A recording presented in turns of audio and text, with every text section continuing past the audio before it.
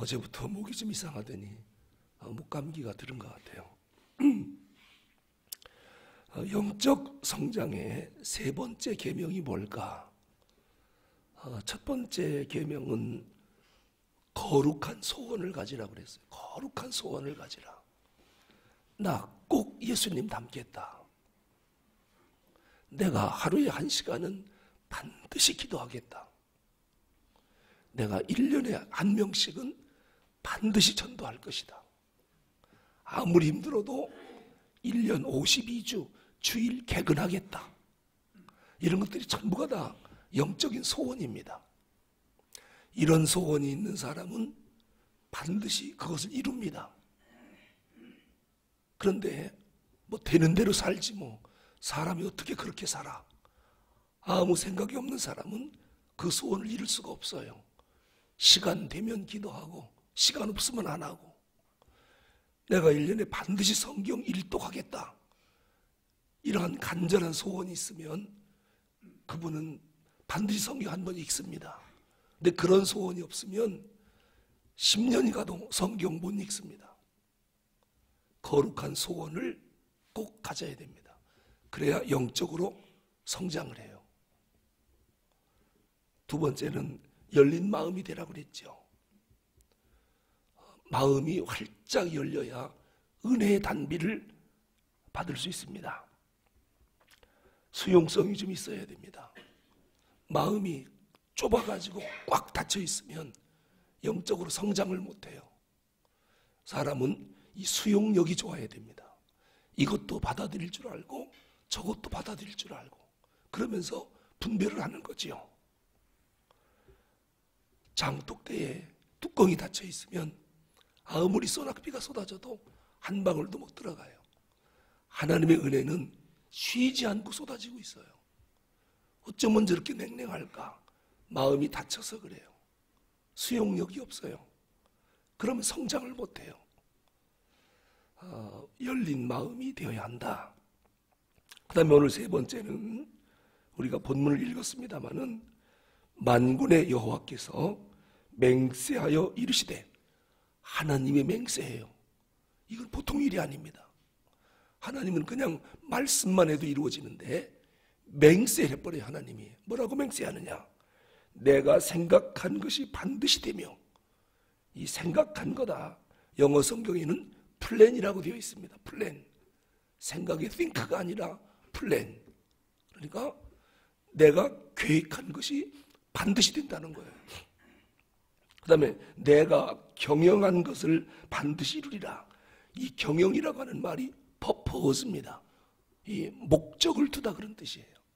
그러니까 하나님이 무슨 일을 할 때 그냥 생각나는 대로 하는 게 아니에요. 하나님은 반드시 생각, 즉 계획을 세워요. 그리고 경영한 것, 즉 목표를 세운 것을 반드시 이룬다. 그래서 영적 성장의 세 번째 계명은 목표를 분명히 하라. 이 목표 또는 방향 설정, 이 목표 설정, 이것이 분명해야 됩니다. 우리가 교회 회복도 그렇습니다. 하나님 그저 교회 회복시켜 주십시오, 이 정도 가지고는 안 되고, 왜 우리가 교회를 회복해야 하는가? 여기에 대한 분명한 목표가 있어야 돼요. 괜히 본성전에 들어가서 뭐 하려고요? 뚜렷이 할 일도 없는데 굳이 차지하려고 할 필요가 뭐가 있어요? 근데 우리는 성전을 회복해야 할 분명한 목적이 있어요. 그럴 때에 하나님이 은혜를 주시고 그 목적을 보고 이루시는 거죠. 아무 생각 없이 그냥 들어가야 된다, 굳이 그럴 필요 없잖아요. 영적 성장을 위해서도 마찬가지입니다. 이 목표 설정이 없고 방향 설정이 없으면 어떤 일이 생기는가 보십시오. 중국 춘추전국 시대에 위나라에 계량이라고 하는 사람이 있었어요. 어느 날 길을 지나가는데 어떤 사람이 말을 타고, 마부가 이끄는 말을 타고 열심히 달려가고 있어서 물어봤습니다. 어디를 가고 있는 중입니까? 그랬더니 나는 지금 초나라를 가고 있습니다. 그러면서 계속 북쪽으로 가는 거예요. 초나라는 남쪽으로 가야 되거든요. 그래서 아니 초나라를 간다면서 왜 북쪽으로 갑니까? 거긴 반대 방향입니다. 방향을 알려줬어요. 그랬더니 하는 말이 걱정하지 마십시오. 내 말은 명말아서 아무 상관없습니다. 그리고 북쪽을 향해 달려가는 겁니다. 그래서 계량이 또 물어요. 아니 말이 빨리 달릴수록 더 문제 아닙니까? 그쪽은 초나라 가는 방향이 아닙니다. 그랬더니 하는 말이 걱정하지 마시오. 나는 노자가 든든하오 하면서 돈보따리를 보여줬어요. 아무리 돈이 많고 노자가 많아도 북쪽으로 하면 어떡합니까? 방향이 틀렸습니다. 아닙니다. 내 마부가 훌륭하거든요. 보세요. 말이 아무리 좋아도 노자가 아무리 많아도 그리고 마부가 아무리 훌륭해도 방향이 잘못됐어요. 이 사람은 빨리 가면 갈수록 돈이 많으면 많을수록 마부가 훌륭하고 말이 좋으면 좋을수록 목표에서 멀리 가는 거예요. 목표 설정이나 방향 설정은 이렇게 중요한 것입니다. 우리가 이 이야기를 통해서 방향이 틀린데 열심을 부리면 목표에서는 더 멀어져 간다라고 하는 것입니다. 목표가 없으면 그때부터 하는 모든 수고가 헛것이 될 가능성이 커요. 해봤자 더 멀리 갈 수가 있어요. 건강, 돈, 시간, 재능 얼마나 소중합니까? 이것들이 정확한 목표와 방향이 설정 안 되면 해봤자 내가 생각한 것보다 더 나쁜 쪽으로 가게 된다라고 하는 것입니다. 영적 성장도 마찬가지입니다. 영적 성장에 대한 분명한 목표가 없으면 내가 하는 모든 수고가 헛수고가 될 수 있어요. 우리가 이렇게 새벽을 깨워서 날마다 기도하는데 이것이 만약에 전부 헛수고가 된다면 집에서 자는 게 낫지요. 왜 자다 말고 이 힘든 시간에 나옵니까? 우리는 목표가 분명하잖아요. 무엇을 놓고 기도해야 하는지 장기적인 목표도 있고 금년도 이루어야 할 목표가 있고 이번 달에 이룰 목표가 있고 이번 주에 또 오늘 이루어야 할 목표들이 있기 때문에 새벽을 깨워 기도 안 할 수가 없는 거잖아요. 학교에서 아이들을 가르치다 보면 공부 잘하는 아이들은요, 나는 선생님 서울대학교가 목표입니다. 이 아이들은요, 고등학교 1학년 들어올 때 눈빛부터 달라요. 수업에 임하는 자세와 태도가 달라요. 그리고 뭐 하나를 시켜도 점수 하나라도 깎이면 안 되니까 얼마나 모범적으로. 왜요? 점수 하나 깎이면은 서울대 못 가거든요. 이 목표가 분명하니까 수업 시간에 조는 게 어디 있습니까? 시간을 그렇게 아까워하는데요. 그런데 목표가 없는 아이들은 들어와서부터 수업 태도도 그렇고 하루하루 사는 것도 그렇고 시험 범위가 발표되면요, 공부 잘하는 아이들은 시험이 15일 남았다 그러면 전 과목 15일 프로그램을 짜요. 15일 시험 보기 전날까지 모든 시험 범위를, 전 과목 시험 범위를 5번 반복 공부하겠다. 왜냐면 한 번 공부해서는 안 되거든요. 2번 해도 안 돼요. 한 번 공부할 때 20%가 남거든요. 2번 반복하면 40% 남고. 어떤 아이들은 내가 2번이나 공부했다. 시험장에 가보세요. 40점밖에 안 나와요. 오락가락 하거든요. 3번 반복했다. 60% 기억 남아요. 5번 반복했다. 그래야 90점, 100점 나오는 거예요. 그런데 반드시 한 번 읽고 가서 시험 공부 다 한 것처럼 그러니 뭐 성적이 나올 수가 있습니까? 그러면은 보름 남은 그 기간 동안 5번을 어떻게 공부해야 되는가? 과목별로 시간을 짜고 진도가 있잖아요. 시험 범위가 분량이 다 다르잖아요. 그러려면 내가 하루에 어떤 과목을 몇 페이지씩 공부해야 된다라고 하는 계산이 다 나와요. 근데 어저께 공부하다가 깜빡 잠들어서 일찍 잤단 말이에요. 그래서 공부할 분량을 못했어요.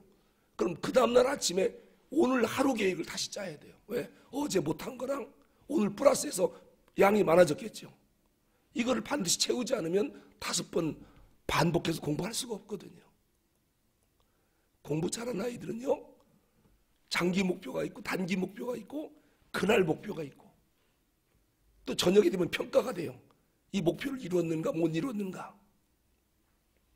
못 이루었으면 내일 못 이룬 걸 또 채워야 되거든요. 이러니 공부를 못할 수가 없죠. 시간 아까워서 뭐 1분 1초를 낭비하겠습니까? 참 무서운 아이들이죠. 아니나 다를까 목표한 대로 이루는 것을 봐요. 이 공부 하나 하는 것도 분명한 목표 설정과 그러한 계획이 없으면 뭔가 이루어지는 게 아니거든요. 그래서 이 우수한 학생들은요, 주머니에 이 계획서, 이 수첩이 다 있습니다. 이게 공부, 이 목표 수첩입니다. 무슨 말인지 전혀 모르는 것 같은데. 네? 그게 이런 것들이 항상 있습니다. 그래서 그날 보고 체킹하고 또 초과 달성인지 아니면 못했는지 날마다. 그래서 아침에 일어나면 계획을 세워요. 오늘 하루 계획. 그렇게 하고 시험 보기 전에 5번은 반복을 해야 되는데 과목이 한두 가지입니까? 그리고 교과서만 공부합니까? 노트 필기, 선생님 설명해 준 거, 평가 문제지. 그리고 그동안에 시험 봤던 선배들이 준 시험 문제, 이거 다 풀어보고 이걸 5번 반복해야 시험장에 들어가면 만점이 나오는, 올백이 나오는 거예요. 지가 그렇게 했다고요. 그러니까 시험 보는 시간이 제일 재밌죠. 왜요? 아는 거 나오니까 답 쓰는 게 얼마나 재밌어요. 근데 이 목표가 없는 아이들은 분명히 보긴 봤는데 이걸까 저걸까 이게 헷갈려갖고 찍으면 꼭 틀려요. 하여튼 답 사이로 가요. 희한하지요. 이 목표 설정은 이렇게 중요한 것입니다. 목표가 있는 사람과 없는 사람. 영적 성장 반드시 목표를 세워야 됩니다. 신앙생활은 그냥 하는 게 아니에요. 목표가 있어야 돼요. 왜 목표가 있어야 되느냐? 3가지 이유가 있어요. 첫째는 목표 설정이 하나님 뜻이에요. 하나님 뜻이에요. 어떻게 하나님의 뜻을 우리가 어깁니까? 무슨 일을 하기 전에 미리 마음으로 정하는 것, 그것을 목표 설정이라고 하거든요. 하나님은 천지 창조할 때도, 역사를 운행할 때도, 하루하루 일을 이루실 때도 생각 없이 즉석에 사시는 법이 없습니다. 만세전에 모든 계획을 다 세워놨지요. 이거를 조직신학에서 신적 작정이라고 그래요. 신적 작정. 만세전에 이미 모든 목표와 계획을 다 세워놓고 그 목표와 계획된 대로 하나님이 이끌어 가십니다. 성경 어디를 봐도 저절로 즉석에서 한 일은 아무것도 없습니다. 창세기도 계시록까지 전부 계획해놓고 목표 세워놓은 대로 하나님이 이끌어 가셨지. 즉석에서 이거 하려고 했다가 상황이 달라졌으니 바꿔보자, 이런 계획이 단 한 번도 없습니다. 출애굽기 9장 5절에 보면 여호와께서 기한을 정하셨다. 하나님은 무슨 일을 할 때도요, 시간을 다 정해놨어요. 그래 하나님 앞에 새벽에 기도하는 것이 그거거든요. 하나님, 우리 둘의 교회의 미래와 앞날을 하나님 아시지 않습니까? 하나님은 다 계획 속에 들어있거든요. 왜 이런 일이 일어났고 이건 언제 끝날 거고 하나님은 아셔요. 우리는 몰라요. 그러니까 하나님, 이거 언제까지 갑니까? 언제 끝내줄 겁니까? 하나님 아시잖아요. 우리는 모르니까 답답해서 이렇게 날마다 울부짖으며 기도하는 거고. 그 하나님의 계획을 좀 단축시켜 줄 수 없을까요? 하나님은 모든 것을 기한을 정하셨다. 열왕기하 19장 25절에 보면 이 일은 내가 태초부터 행하였고 상고부터 정한 바라. 하나님이 하는 모든 일은 태초에 벌써 정했고 상부부터 하나님이 다 정해놓고 일을 하신대요. 목표 설정이 분명했지요. 오늘 이사야 14장 24절도 아까 말씀드렸습니다. 만군의 여호와가 맹세하여 이르노라. 나의 생각한 것이 반드시 되며, 생각한 거 플랜입니다. 내가 계획해 놓은 거 반드시 될 거다. 그리고 나의 경영한 것이 반드시 이루리라. 경영이 뭐라고요? purpose. 내가 목적한 것이, 이것도 현재 완료형으로 되어 있더라고요. have purpose예요. have planned. 앞에 have가 있어요. 이거는 현재 완료형입니다. 이미 벌써 계획은 끝났고 목표가 이미 끝난 거예요. 그거를 내가 지금 다 이루겠다. 하나님은 무슨 일을 하나 해도 분명한 목표를 설정하고 하셨고, 우리도 무슨 일을 할 때 하나님의 자녀답게 분명한 목표를 정하고 하기를 원하시는 것이죠. 이게 잠언 16장 9절에 보면 사람이 마음으로 자기의 길을 계획할지라도, 사람이 무슨 일을 할 때 마음으로 자기의 길을 꼭 계획하라는 거예요. 하지만 그 걸음을 인도하는 이는 여호와시니라. 왜요? 하나님은 내가 계획해도 나에 관한 모든 계획을 하나님이 또 갖고 있거든요. 내 걸음을 인도하는 분은 하나님이 계획한 대로 나를 이끌어가니까, 주님 내 계획대로 되지 말고 아버지 계획대로 되게 해달라고. 그게 주님의 겟세마네 동산 아님 기도 아닙니까? 주님 내 뜻대로 마옵시고 아버지 뜻대로 하옵소서. 원하는 건 이거지만, 이렇게 미래 일을 계획하고 목표를 정하는 하나님, 그 하나님의 자녀답게 우리도 그렇게 하라는 것입니다. 그런데 전도서 9장 10절에 보면, 전도서 9장 10절에 보면 음부에는, 음부가 어디입니까? 지옥이에요.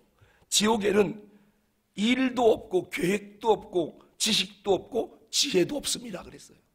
그러니까 아무 생각도 없고 목표도 없고 계획도 없고 지식도 없고 지혜도 없는 곳, 거기가 어디라고요?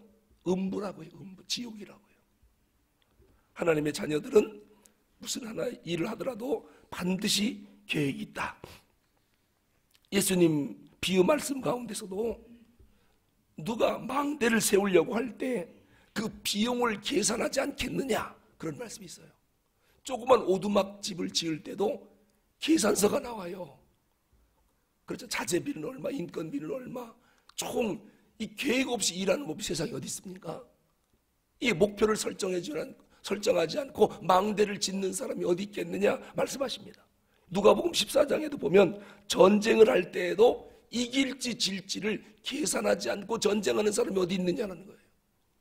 적군과 싸울 때 우리 군사력을 가지면 이길까 질까, 이거 계산하지 않고 전쟁하는 그런 어리석은 나라가 어디 있습니까? 이게 전부가 다 계획과 목표를 세우고 일을 하느니라, 그런 말씀입니다. 사도 바울은 전도 여행도 그렇고요, 사도 바울의 회심 이후의 역사를 보면 목표 설정이 아주 분명했습니다. 아주 대표적인 사람입니다. 그러면서 자기 인생을 뭐로 비교하느냐? 경주하는 것으로 비교해. 경주, 달리기. 자기 인생을, 근데 내가 달리는데 향방 없이 하지 아니하고 허공을 치는 것 같지 아니한다. 방향 없이 뛰는 사람이 아니고 허공을 치듯이 싸우는 사람이 아니라는 거예요. 한 대를 때려도 난 목표를 향해 치지, 또 한 발짝을 달려도 방향을 정해놓고 뛰지, 난 그거 없이는 어떤 일도 안 한다는 겁니다. 아주 목표 설정이 분명하지요. 이처럼 영적 성장을 위해서 분명한 목표를 세우라는 것입니다. 말씀드렸듯이 내가 새벽을 평생을 깨우겠다. 목표치고는 아름다운 목표 아닙니까? 내가 1년에 한 명씩은 반드시 전도하겠다.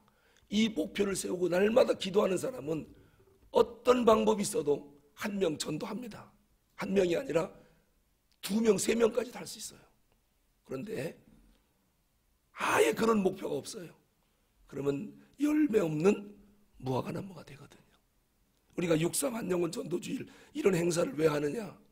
지금 교회들 치고요, 이런 큰 행사를 하는 교회들이 요즘은, 옛날엔 참 많았습니다만 요즘은 거의 없습니다. 왜냐? 해봤자 열매도 없고 힘만 들고 되지도 않고 성도들이 말도 안 듣고 그런다는 거예요. 근데 문제는 뭐냐면 나중에 천국 갔을 때 하나님은 반드시 무화과나무의 열매를 찾을 거예요. 우리가 무엇 때문에 이렇게 열심히 예배하고 기도하고 성경을 배우고 무엇 때문에 그럽니까? 무엇 때문에 우리가 의의 전신갑주를 입습니까? 뽐내려고 이런 거 하는 거 아니에요. 마귀 권세 힘써 싸워 깨쳐버리고 죽을 영을 살리려고 하는 겁니다. 목표가 분명하잖아요. 그런데 죽을 영은 한 명도 못 살리고 하나님의 심판대 앞에 섰다. 하나님의 농장에는 유실수만 의미가 있지 관상수는 의미가 없어요. 관상수가 뭡니까? 잎새만 자랑하고 크기만 자랑하고 꽃만 자랑하고 열매는 하나도 없고 주인이 뭐라 그래요? 밭만 버린다. 빨리 캐서 불태워버려라. 이런 성도들이 되면 안 되잖아요. 저는 우리 성도들이 하나님 앞에 갔을 때 그래도 네가 전도는 못했어도 작정은 했었구나. 한 명도 전도를 못했지만 기도는 했었구나. 목표를 정해놓고.